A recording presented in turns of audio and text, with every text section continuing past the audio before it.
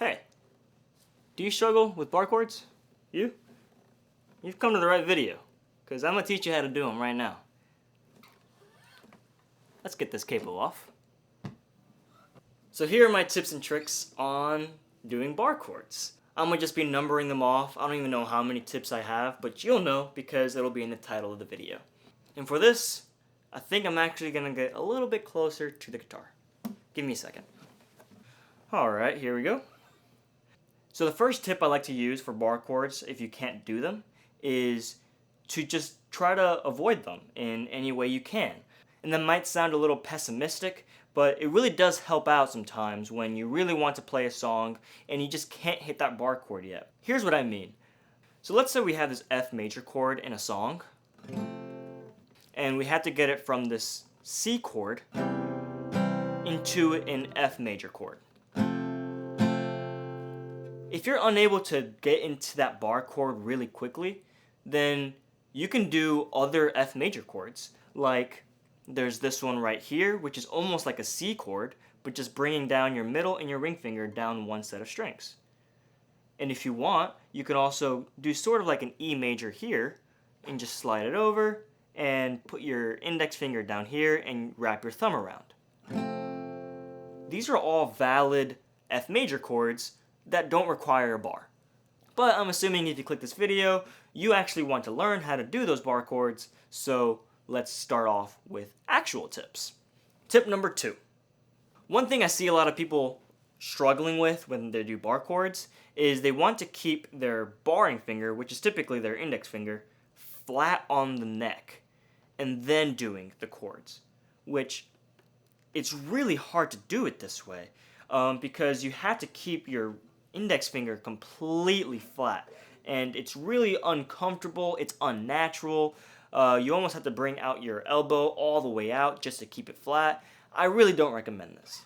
What I do recommend is to arch your finger sort of like this and lay that down onto the neck. See how it's curved? And then after that, you can just place down whatever chord you're going to be doing. If it's going to be an E minor shape, an F major shape, A minor shape, or whatever fits your fancy. Tip number 3. There's something else I also see a lot of people struggle with, and that's when they place their barring finger, they think that they have to place down even pressure on all the strings, and that just isn't the case. And here's what I mean. Whenever you're barring a chord, let's say we're up here on this neck, these 3 fingers right here are already pressing down on those strings. So your index finger doesn't really have to press down on these 3 strings. It only has to press down on the top string and the bottom 2 strings. So that's where I'm going to be focusing most of my pressure. And actually, if you kind of take a good look at it right here, it's not even touching the neck at those positions. Tip number 4, are we at 4 right now? I don't know. Tip number 4, and my final tip of the day, is practice in a different way. What I see most people struggling with, especially when they're just learning any chord, like a C chord or a G chord, and they're trying to do strumming patterns on it, is they think that they have to finish the chord before they continue strumming. So if you do that, it would sound something like, sort of like this.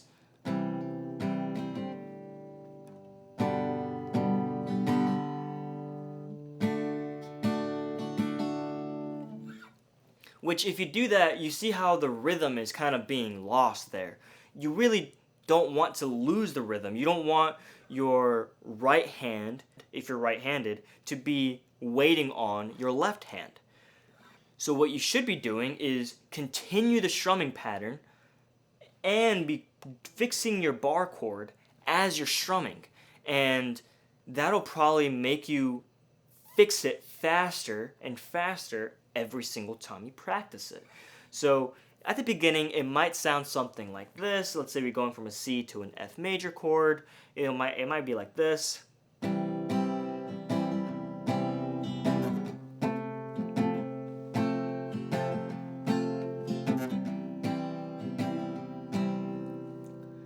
See how at the beginning I sort of messed up the chord, but I still kept going and the tempo didn't change. And then eventually I got there. You know, you eventually get there. So that's what I recommend to practice with. And yeah, these are the 4 simple tricks and tips to doing bar chords. Thank you.